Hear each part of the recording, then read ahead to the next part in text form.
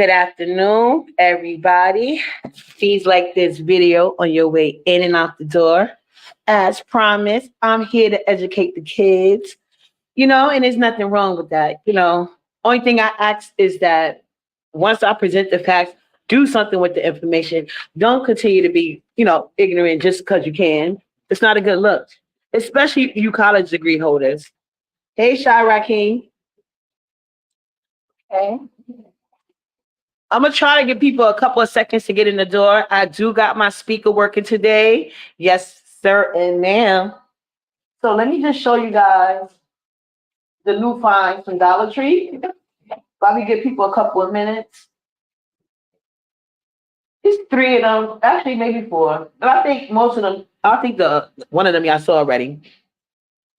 Look, fruit and veggie wash from the Dollar Tree. And remember that thing I told y'all that was like stain liquor, whatever for your clothes? It worked good. You put it with your detergent. And this is something I never seen before. You guys see that? Hey, YouTube cameras. This is called a rainbow charcoal. You put it on the hook of your closet and it catches any odors. $1.25. And this new company, I have to try these. The little dryer sheets you put in with your clothes. So I just want to show you guys that. Now, let me educate these people so we can know how people switch up shit, but doesn't make it true. Middle East is Africa, and we're going to prove that today, okay? Just like the white people came colonizing all over the world and making this place this and this place that and this place this, that's what they said. It doesn't mean it's the goddamn truth. Y'all better know y'all Black history they trying to erase. Okay? So hold on, let me turn this down for a second because it's still wait, let me mute myself because this is a commercial. Give me a second.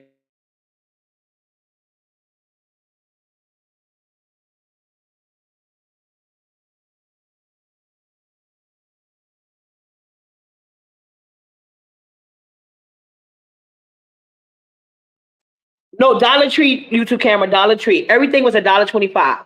Okay, so here we go. Credit this Fair Use Act.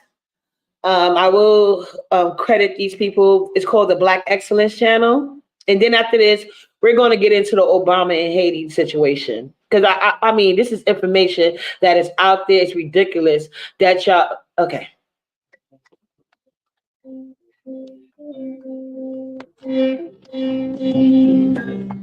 Taken from the classic book, From Babylon to Timbuktu, on page 104, chapter 6, and it reads, many scholars call the inhabitants of North Africa barbers, but I shall not do so. I do not like this word barber. First of all, it is not a native word of Africa, therefore it is misleading. The Greeks and the Romans called the people of North Africa barbers, which means barbarians. However, the people of this region have their own names. The Greek historian Herodotus says there are four nations in Africa. Two are indigenous, Ethiopians and Libyans. The Phoenicians and the Greeks are newcomers. I repeat, the Phoenicians and the Greeks are newcomers. Herodotus considered all the North African tribes to be of Libyans and all the Africans below the Sahara to be Ethiopians. And please keep in mind, the maps that are used today are not the maps that were used in antiquity. Ethiopia, Egypt, and these different regions had a much, much larger reach. They were not chopped up as they are now into so many different nations. There were not 52 or 55 nations. Pay attention. In Africa during that time. And according to Herodotus, these are the two indigenous nations of Africa. The original inhabitants of North Africa were Hamites. These Hamites were black like the Egyptians, and this point has been proven by Herodotus. One thing that I would like to point out about the Hamites, at one time, all black people throughout the diaspora was considered Hamites. until it was discovered that the Hamites had created so many great civilizations, including that of Egypt and all of the pharaoh's tombs of the kings and the queens and all the greatness that the Hamites had created. Then all of a sudden, the Hamites became separated from black people, and not all black people were considered Hamites. Okay, now y'all start. I hope y'all following along here. Every time we create something, what went on in Africa is no different what happened to American black people. How we would create something and then they would create the patent and take the credit. Okay, similar situation. Let's go. After those discoveries, what hypocrisy! At the point that all of the great majestic buildings and tombs and artifacts and proof that these people were black Hamites were considered, then all of a sudden the confusion came and it was like, well, the Egyptians are not Hamites. You can't have it both ways. Either they were or they weren't. And not only that, but it was known as the land of Ham. So you tell me, were they Hamites or were they not? Again, from the book From Babylon to Timbuktu on page 106, and it reads, the language, which is called Hebrew Phoenician or Canaanite, was employed in the lands called Phoenicia, Palestine, or Canaan for over 1,000 years before the Arameans. Abraham, Isaac, and Jacob came to Canaan. The Israelites lost their Aramaic language and adopted the Hebrew speech of the Canaanites. The Hebrew Phoenician merchants from the cities of Sidon and Tyre controlled the trade along the Mediterranean coast for more than 1,000 years before there were any economic treaties made with the Israelites. The Hebrew-speaking Phoenician, this city, Carthage, at Tunisia in North Africa. All the Canaanites were black people. I repeat, all the Canaanites were black. Plug my thing up, my man. Before we go into the next segment, I would like to say that we will be using the Bible to further prove our point of who these people were and who the land was in Northeast Africa. Now, we understand that many people don't believe in the Bible. I get it. But what I always say and what we talk about is that why is there so much confusion when it comes to the Bible? I don't think that this is an accident. Why are people fighting tooth and nail to maintain the identity of the people in the Holy Land? That alone draws suspicion. Prior to building the Suez Canal in 1859 and 1869, the original African map extended to the Tigris and Euphrates rivers. This is contrary to maps of Africa today, which only show the main body of the continent as Africa, with the Suez Canal as its northeastern border. It is very important to know geography. The black line indicates the Tigris and Euphrates River, which extends much further north than the maps that we're given today, known as the maps of Africa. That portion was Northeast Africa prior to World War II. And it's still Northeast Africa. The whole region that includes what the Bible calls the land of Canaan, Palestine, and Israel was an extension of the African mainland before it was artificially divided from the main African continent by the man-made Suez Canal. Second World War correspondents introduced the new name Middle East for the portion of the land separated from the African mainland.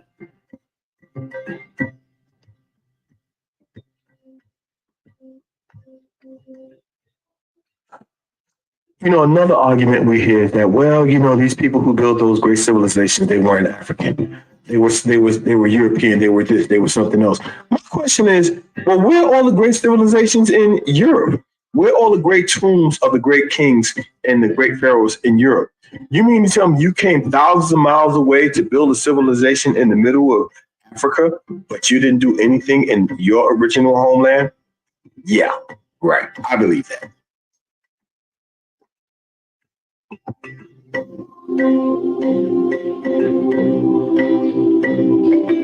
It should just be incredibly easy to register to vote. And to check if you're registered to vote. I would hate to be caught off guard and just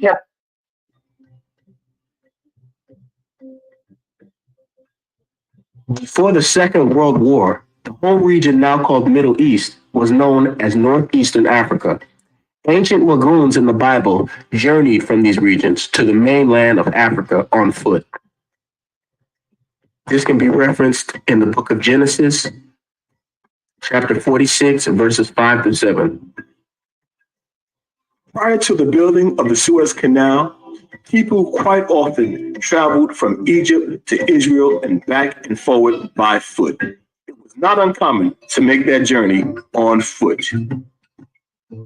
This was prior to Oh, my bad. the attempt to separate Northeast Africa from Africa and call it the Middle East.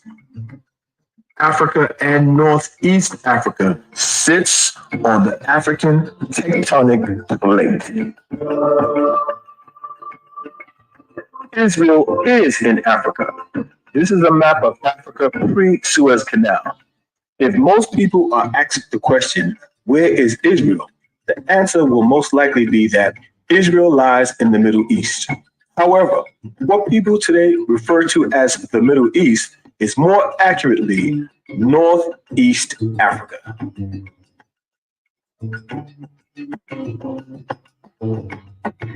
Historians Flavius Josephus, Salus, Plutarch, Hold on. Did not tell y'all that. See, I don't know how somebody could rack up all these degrees and still don't have any type of knowledge. I thought college was supposed to be a higher education. That's why I don't like people with the online degrees. I think they be cheating. I'm just saying. Let's go though. These are all facts. This is not coming from my mouth. This is coming from somebody with knowledge. They gave book references, everything. And I picked this person because they even used the Bible. Tracticus, Eusebius, Gordius confirmed that the original Hebrews were a group of Ethiopians and Egyptians who were forced to leave Egypt and migrate with their caravans on foot to this land which Canaan ruled, a land of Africans in Northeast Africa. As stated earlier, it was not uncommon for people to walk by foot from Egypt into the Holy Land. And Jesus was born in Bethlehem, which is present-day Palestine, the Holy Land. This is the land of Africa where Abram lived for 10 years and married Hagar, the Egyptian. The borders of this land that Canaan and his African descendants lived in and ruled, according to the Bible, extended from Sidon as thou comest to Gerar unto Gaza, and goest unto Sodom and Gomorrah, and Admah and Zeboim, even unto Lasha.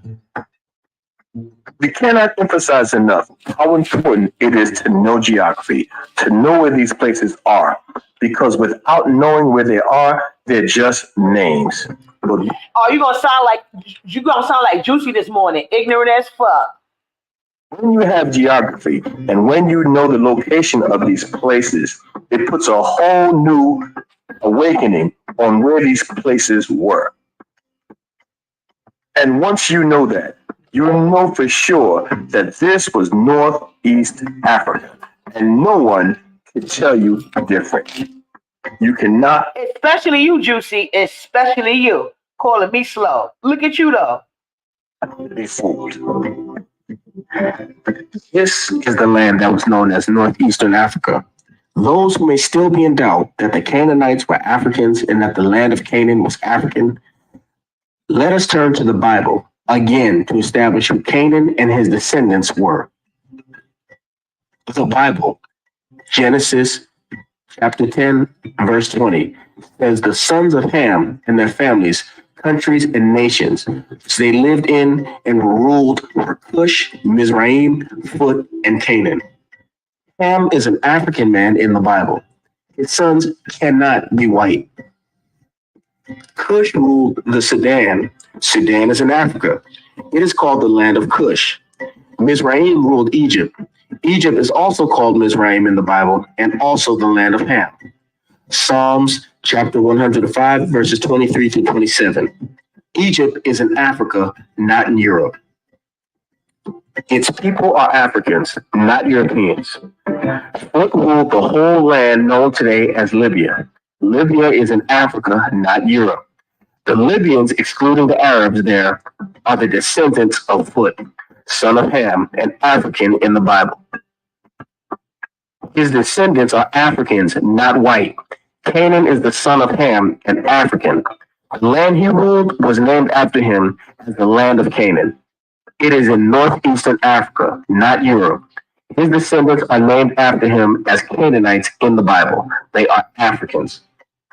You know, folks, I find it so interesting how the Most High saw fit to plant diamonds, gold, silver, oil, natural gas, uranium, platinum, copper, cobalt, iron, cocoa beans, sugar, salt, petroleum, tropical timber, tropical fruit, lions, all types of foods, tigers, monkeys, all types of exotic animals only found on the continent of Africa. Yes, and so many different peoples and cultures and civilizations in Africa, including Northeast Africa.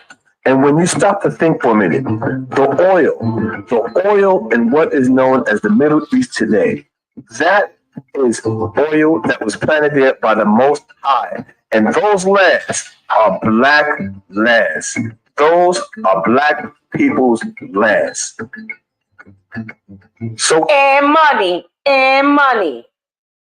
what's no wonder in the Bible when he said, "Thou art rich." We are rich. We only need to realize it and turn from our wicked ways and turn back to the Most High. Yes, all planet in Africa, including the Fertile Crescent. This is the boomerang-shaped region of the Middle East that was home to some of the earliest human civilizations, also known as the cradle of civilization. This area was the birthplace of a number of technological innovations, including writing, the wheel, agriculture, and the use of irrigation. All in Northeast Africa. Now we know that the names of these lands have been changed so many times. It is important not to be confused when you hear names like Iran, Iraq, Israel, Jordan, Kuwait, Lebanon, United Arab Emirates, Yemen, Syria, Palestine, which was originally the land of Canaan, Jordan, Egypt, Canaan. These are all the Holy Land. These lands have so many different names. It was known also as the land of Shem, but it is known today as the Middle East. And we call it what it was, Northeast Africa. And the original inhabitants of those lands, make no mistake about it, were black people. I don't care if you call them Ham or Shem or black people, they were black indigenous people of that land. So the inhabitants of that land today, they are not the original people. They are a mixture, an admixture, but the original people, again, they were black people. And don't forget, the colonizers of this world, they spread their seed throughout this entire world. That's like going to Australia and saying, yeah, the original Australians are the ones who are there now. No, it's not. Or the original Americans are the ones who are here now. No, it's not. The same thing that happened throughout the entire world is the same thing that happened in Northeast Africa, the so-called Middle East. Blanqueamiento. This is a social, political, and economic practice used in many post-colonial countries throughout the entire planet to whiten up the lands and remove the indigenous peoples of the land. This happened in Northeast Africa. So the people that you see today in those lands are not the original indigenous people of those lands. They're just not those people. Those people were black people. And whether you like it or not, the facts are the facts. And the Middle East is none other than Northeast Africa. And this is why we say the Middle East was stolen from Africa.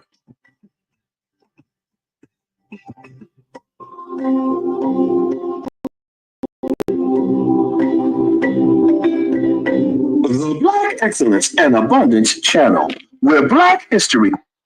Thank you, sir. Thank you, sir. Now, Juicy, you asked for it, you got it. Okay? Now, let's go on to, because he did such a great job, I don't think you need another video. I showed you the maps. He gave you every single name they went through. He told you it was a man-made sea to try to create a narrative that wasn't there, so they could, the same reason that they got these militaries in all these other poor brown countries, to steal their resources. That's why they're there. And Jill Stein trying to stop that shit. Thank you. So now let's talk about Obama and Haiti and the Clintons. Okay? And I'm going to do news clips again. Because these people are so brainwashed, it's ridiculous. I'm sorry, it's Obama, Bush, Clinton, and Haiti.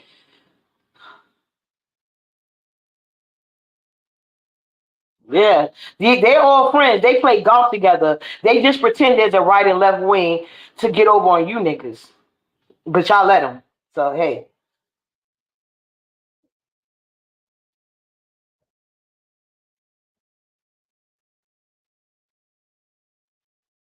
And once again, I did not say Haiti was in Africa. But what I did say is that Haiti is kind of like Africa, and Africa did Haiti wrong. And Africa should be ashamed of itself, not trying to include Haiti on that nationwide organization thing. Okay? So, yeah. Hold on. Sure.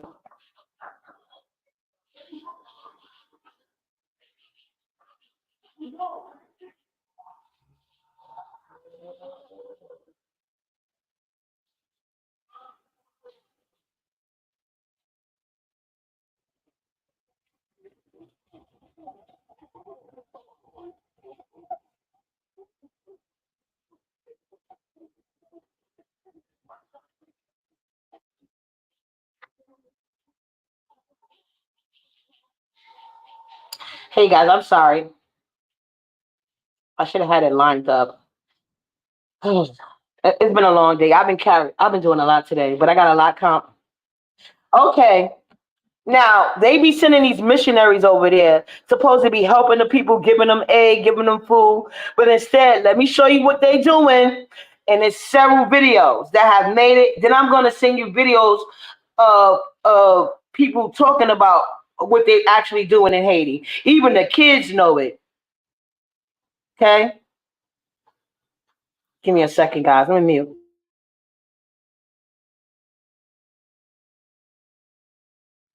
Okay, it wasn't no commercial. For once, they didn't start with a commercial. Okay, listen, guys. These are U.S. missionaries. This is 14 years ago, but it goes deeper than that, and I got more recent ones. I just want y'all to know how long this shit been going on.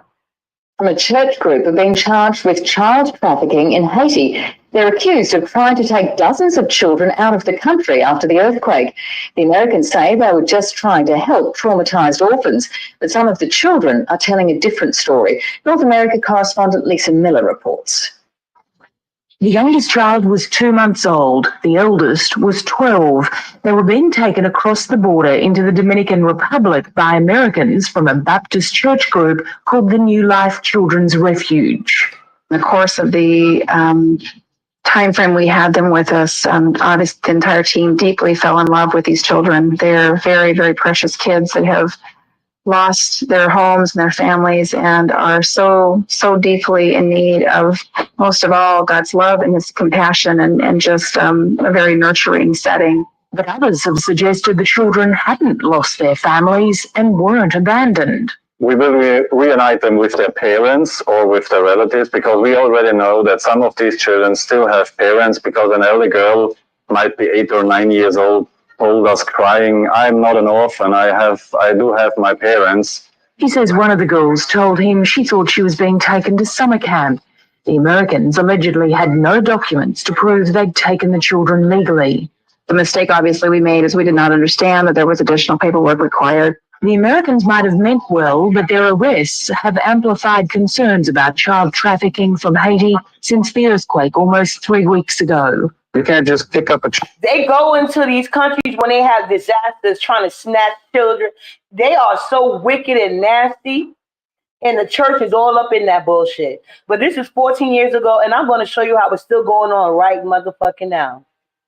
and walk out of the country with a child, clearly, no matter what your best intentions are. Haiti's Secretary for Public Safety says restrictions have been put in place. Le gouvernement a passé des instructions. The government has given instructions that are very clear about adoptions. Everything has to be done in a formal way with international organizations. Suivant les normes qui ont été établies. The Americans. Okay, let me get you another one. That was a little.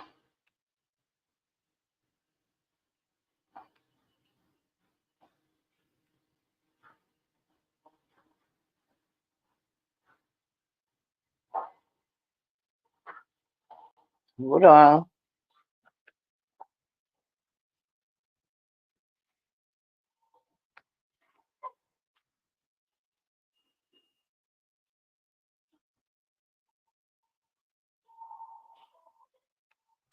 And then they put them like Haitian gangs or kidnapping missionaries.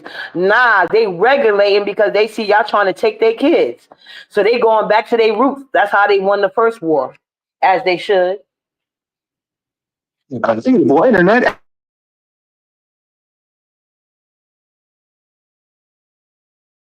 Ballard is a former federal agent on a mission to end human trafficking around the world. Its Operation Underground Railroad has helped to rescue 6,000 survivors and arrest more than 5,000 perpetrators. Jim Caviezel stars in Sound of Freedom, the new movie about Tim Ballard's real life. Ephraim Graham sat down with Ballard for a closer look at the true story behind the movie. We intentionally go to the darkest corners of the earth where there is no hope and find these kids. Cameras capture some of Tim Ballard's real-life missions to rescue children from sex trafficking. And now there's an even bigger light shining in the darkness. This is the fastest growing international crime network that the world has ever seen. It's only about to see a little on straight. As soon as it's gonna. This is one of the real reasons Joe Stein want to move the military out them poor countries, because we know what's going on. But you can't say that without sounding like you're against the military. So I see why she words it the way she does.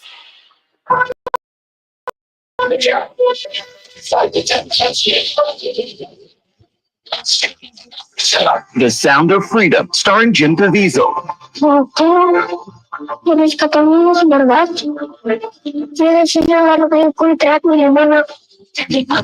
Jim Caviezel portrays you in the film. Your thoughts seeing him on screen as you for the first time? Well, first, it's really bizarre, first of all.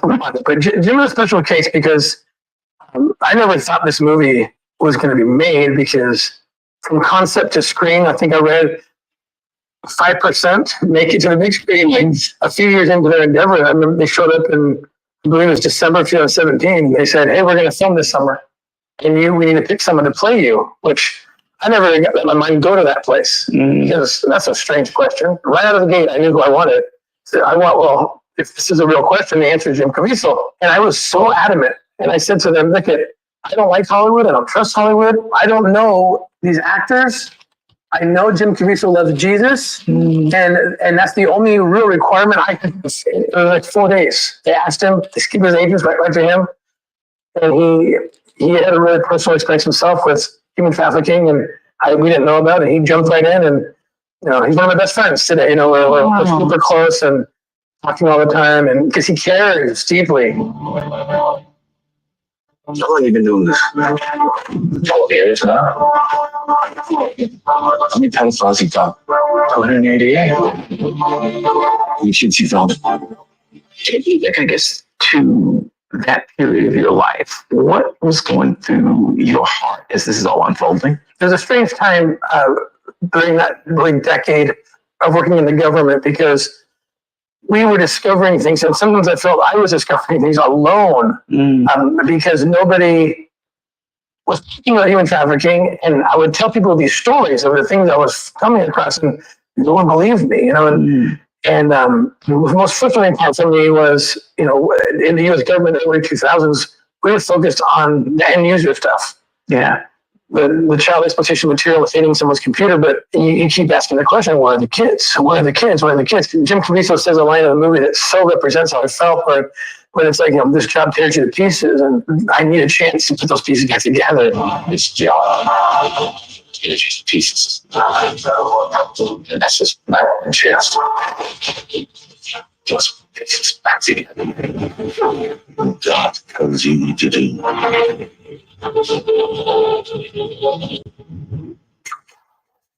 Really, it was my wife who, because I could have been convinced that my own family is more important than someone else's, which is not true. But I could have been convinced that I can't afford to quit my job. And ultimately, it came down to a conversation I had with my wife in the second week of December of 2013.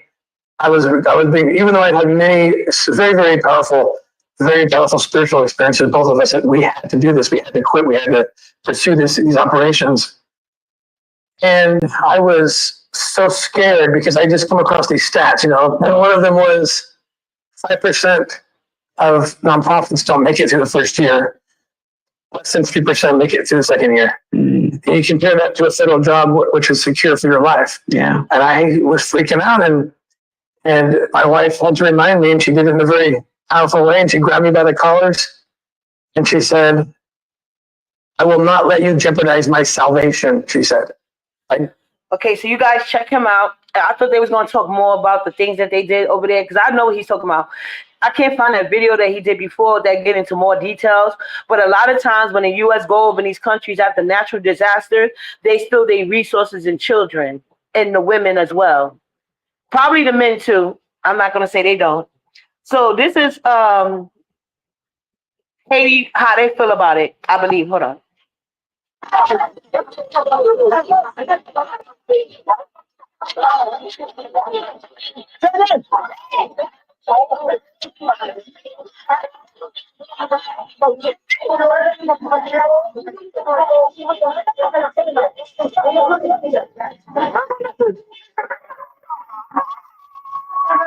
Okay, they just show.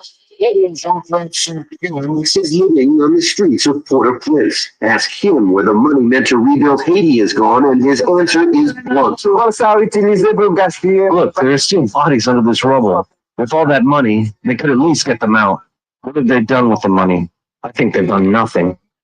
Countries around the world have pledged $4 billion for Haiti. Less than 30% of that has been spent. Many countries have not yet handed over money promised at a donors conference in March. Well, I think donors have been generous, but until the appeal is 100% funded, there's still room for improvement. Private charities have done little better. People gave $1.4 billion to American charities for Haiti relief. Those organizations have so far spent only $530 million. That's just 38% of the total. Hundreds of thousands of Haitians who are still in these pretty squalid tents, and they're pretty aware of how much money has been raised on their behalf. So there is a great deal of frustration in the sense of what's happening with that money. But I would say that it is important to not spend that money too quickly, and to plan and to coordinate with the government and with other NGOs, and that does take time. Much of the money pledged to the fund set up under UN Special Envoy Bill Clinton, $368 million, has gone to the Haitian government in the form of loans, grants, and budgetary support. But almost all Haitians interviewed deeply distrust the government and its handling of the money. Jean-Luc Souffrant spends his days in the hot sun, making cement building blocks by hand. He gets 20 cents for each one. The woman paying him to rebuild her house is poor and often doesn't have enough money to pay. He thinks he knows where the funds meant to resurrect his country. The government was supposed to have spent that money getting us jobs. But so far, we've seen nothing. Bob Reynolds, Al Jazeera, Port-au-Prince. Comforting jackets from Temu for your fall and winter wardrobe. First, we have this shingle bomber jacket for just $2.08. Okay, so there you guys go. I showed you, I fact checked it, I showed you everything you need to know. It's up to you to do your research. Stop listening to these people, especially now that y'all got something known as the World Wide Web. These people, they got rogue news people, they got rogue FBI, all different parts of New York City. I mean, not New York City, USA government agencies. There are some good people there that are whistleblowers. So you can fact check what the news is telling y'all to make y'all keep giving agencies money. That if you actually look into where the money's going, follow the money trail, you will see it's not true. And you will also see what politicals that are representing the United States have a history then to now that keeps doing that. So once the Clintons and Bush, because it started as the Clinton Bush Foundation, and once Haiti started getting traction from putting out there that the funds wasn't going to them, that's why a lot of people stopped donating to American Red Cross. And Wyclef called himself stepping up, but he's nothing but another crook. So what I would suggest you do is, if you're into donating to people from diaspora, you usually can find somebody in your city that's not being advertised, that's not being thing. They actually got boots on ground. They send out barrels to their countries. You know what I'm saying? They're smaller organization, but it's real. You can do it with food. You can do it with clothes. You can do it with all that. That's one thing I do miss about my Facebook group. You know, we know people with boots on ground, and you can just donate to them, and you know it's going to the right sources. So I would suggest y'all locate your local neighborhood grassroots organization, not just for people in diaspora, for Black people right here and there. And I'm pretty sure you guys know yourself how crooked they are to us. So if you think it stops here, you're crazy. They go even crazier in these smaller brown countries. I promise you. So stop not doing your research. And Juicy, you asked for it, you got it. So stop being rude. Stop talking about the John Amos thing. I self-corrected myself. I hope you watch this video and self-correct as well. You guys have a good day. Chef kisses. I got to finish up some stuff, and Nana's about to come home. Oh, and my beef ribs came out really good. I meant to put up a short about it, but I recorded. My dumb ass will record it on the phone that I don't have connected to either channel. So I'm going to have to see. Well, maybe I'll just put it on that phone. I don't know. But yeah, later, you guys. And my thumbnail is proof. Linda Taylor is fired, bitch. Gone. Uppy don't be lying. When I say I'm being harassed, I'm being harassed. And that calling ACS is a motherfucking crime, bitch. It could cost you your job. Y'all cannot call ACS because you don't like Nala's mama. Dumb bitches. What's up, Empress? Yeah, please watch the replay. It's very informative. I showed the maps, and I gave y'all. That's a rabbit hole if y'all want to dig through it. It's a rabbit hole. But yeah, like what they doing over in these countries, I really suggest y'all go and look at people from these countries. Watch what the news say, and then watch what the people of the country say. Just like they be lying, they be lying on us here, talking about we good, we know, and y'all know we not. Okay, so. I just want, and shout out to all the people who really want to know information, and shout out to all the people who really out there doing the right thing. So do the right thing with your vote, do the right thing with your life. And that's the only way we're going to get to a better country. Later, you guys, chef kisses. I really appreciate everybody who stood from the beginning to the end. Appreciate you guys.